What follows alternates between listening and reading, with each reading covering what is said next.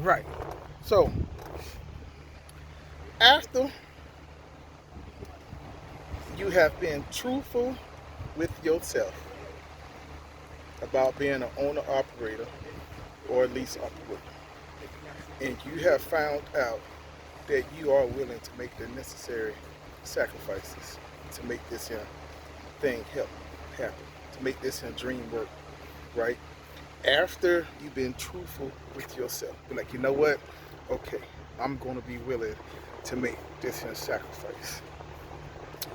Now you do your research to gain yourself some knowledge.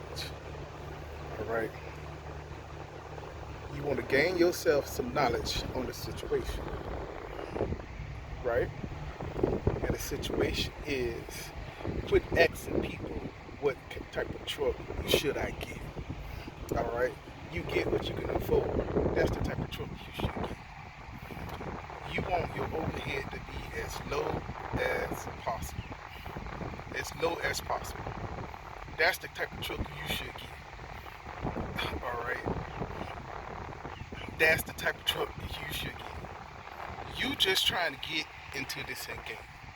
All right. You ain't finna go out and get your dream truck, the first truck that you get. Why? Because you don't know what in the world you doing. You ain't own nothing. You never managed a business before. You don't know what you're doing.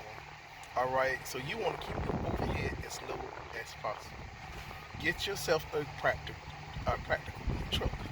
All right. You've been a company driver. You saw what type of truck that company had you driving, right? A basic truck, basic, basic standard truck. All right. So that's what you should start off with. Not saying that you got to keep this truck. This is your truck. Most of the successful people didn't start off with the type of truck that you see them now, that you want. They didn't. They didn't start off with those particular trucks. All right. They did. They have those type of trucks. Oh man, this is an awesome truck. Yeah, you want this truck now. Oh, I should have this type of truck. This gear ratio and all this other particular this many horsepower. Get yourself a basic truck. Get yourself something with low overhead. All right. You want to keep your fixed income the lowest as possible. You have your variables and then you have your fixed. All right, so you want to keep your fix because your fix ain't going nowhere. This is how much money is coming out every single week or every single month, no matter if you run a load or not.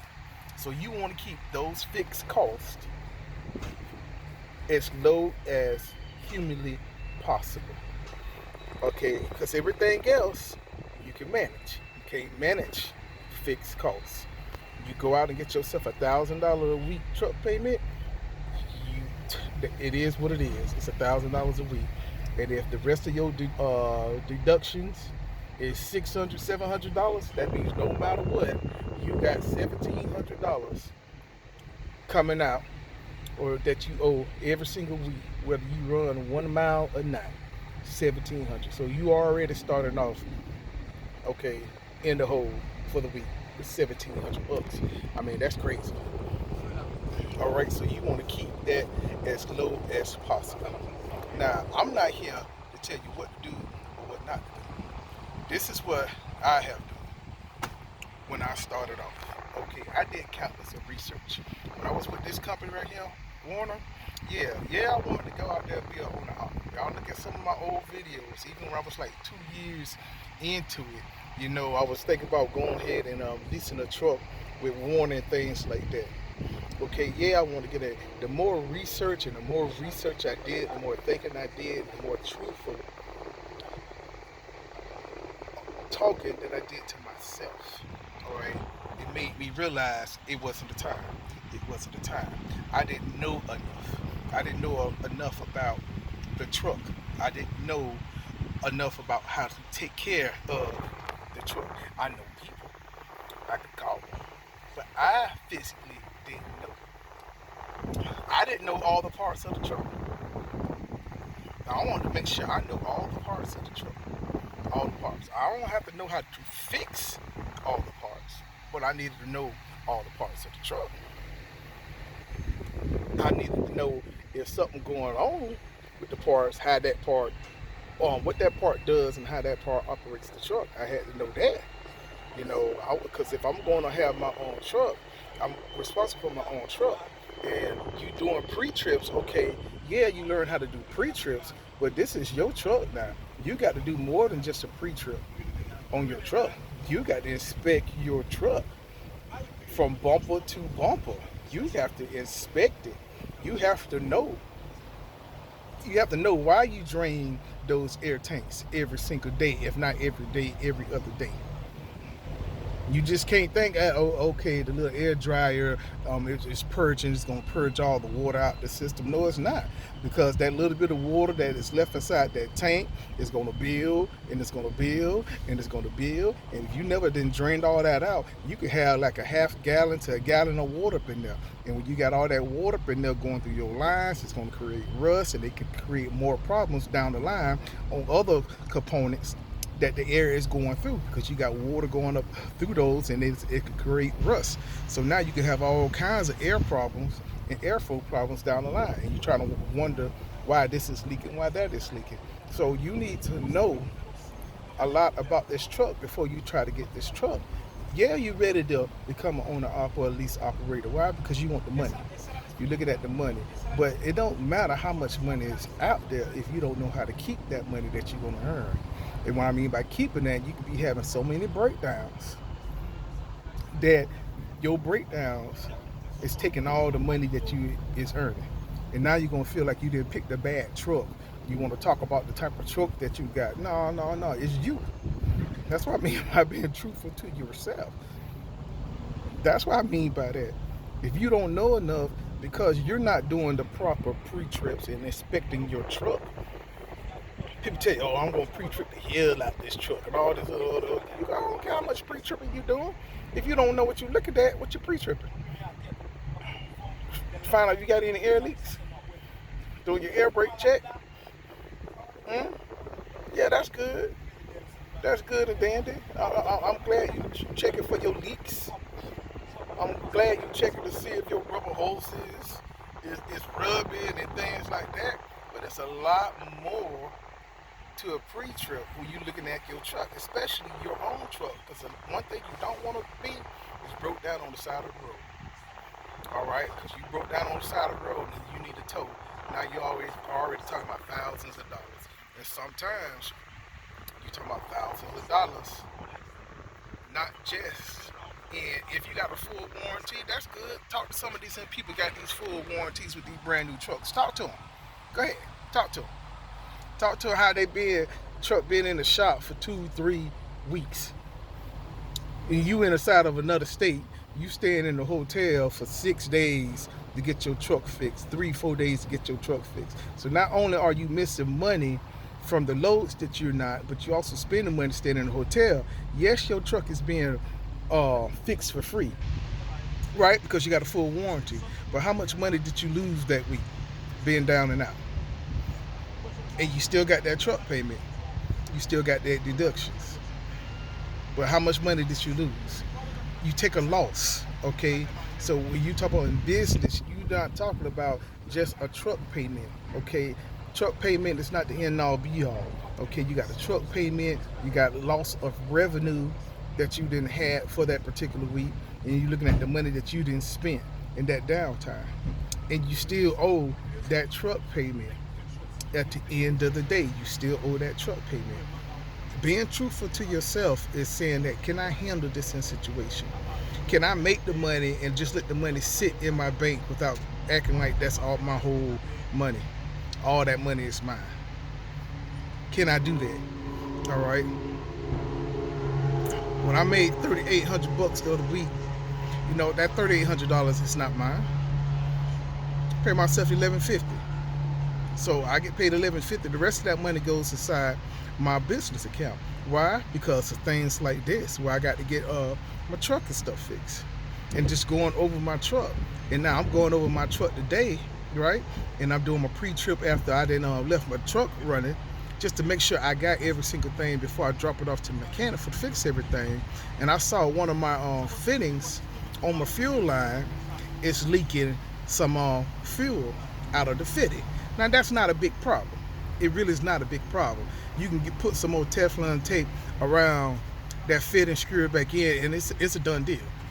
It's sealed and it's ready to go. But it's little stuff like that that I'm talking about. All right, that's not included inside of a pre-trip. To look at your fuel lines and all your fitness and stuff on your fuel lines. That's not inside of a pre-trip, right? So no, that's good. Is you going over your truck and looking at every single thing on your truck. I'm just was looking at every single thing because, like I said, I'm putting my truck in the shop on Tuesday. Today is Sunday. This is the last load that I have for this week, and I'm just going through every single thing. So make sure that, hey, if I'm gonna put my truck in a shop and it's gonna be down 2 to 3 days, I'm gonna get everything fixed on my truck. So when it leaves that shop, this truck is 100% ready to go. Every single oil leak, fuel leak, air leak, whatever it is, we getting it all fixed. All right, make sure all my brakes get adjusted, all the slack adjusters get adjusted, and make sure all that particular stuff is right. The reason why I do that, because one time I had a slack adjuster that wouldn't stay adjusted, so the mechanic adjusted it, right, and he's going to the other side of the truck and adjusted the other one. He looks over, and then it's out of adjustment again. So he was like, what? So then he adjusted again. He going to another slack adjuster. And because that one went, he went back and looked at it again and saw that it was out of adjustment again. So it was a slack adjuster that was broken. That's why I make sure with anything going on and I'm making sure a mechanic adjusting my stuff, you get yourself a good mechanic. So when they just looking at stuff, they can say, hey, okay, this is wrong. So I wound up needing a slack adjuster put on. The point is, it takes a lot more when you get inside this game. You have to be willing to do a lot more than you would when you was a company driver. That's being truthful to yourself. Are you willing to take that next step as an owner or lease operator looking over your truck? You just can't be the steering wheel holder. You just can't get inside this business and be like, okay, just because I can drive a truck, put it in the door and do some paperwork, hey, I'm ready to run a business. It's more to running a business than driving the truck. That's just one part of running the business. When I was a chef, I had to let everybody, all the other cooks know that want to be a manager and all this other particular stuff, they ready to tell somebody what to do. And I used to tell them, listen, it's more than this business than just being a manager just to tell somebody what to do. All right. And then every time you go to another store, because I did these store openings and I went to other stores to help out when their numbers was down, it was my job to go there and get their numbers back up and see what their problem was. And the first thing all the other cooks used to do to you is try to see how good you are on every single station. They want to know that, okay, see how good you was on saute, or see how good you was on the grill, or see how good you was on the grill and fry station, or see if you could work that assemble station. They trying to compare how good you are to them. And like I used to tell them, it's not my job to be the best grill person. That's what I pay you for. I pay you to work that grill and be the best grill person. That's why I pay you. That's not my job. My job ain't to be the best saute cook. That's why I pay you for. You the saute cook. I'm the manager. My job is to manage y'all and making sure that y'all working to y'all full potential and right. Okay, so when you take that same mentality to truck, you don't got to be the best truck driver that can back it inside the door the first time without getting out and looking. Who cares? Who cares? This ain't about an ego thing. It's not about an ego thing. My job is to run this business. And I just so happen to be the driver that's driving this truck for this business. But I have to manage these numbers, okay? That's the most important thing. Managing these here numbers, making sure that these numbers is correct. Going all the way over my truck, spending that time, making sure every single thing is right. And like my mechanic it does me. I take something there that it takes him about 30 minutes to fix or something like that. He don't even charge us right there. He just create a time. Because to fix something for 30 minutes, especially when I already have the part, he'd rather wait until the bill gets up to like $1,000 and then write me an invoice than to go there and pay him $40 here, $50 there. He just writes it, just put it on my tab. Okay, but because I find little things, which I'll show you a video a little bit later, I find little things wrong with my truck, and I see that I need a part. But because I learned what these parts are, I go ahead and get the parts.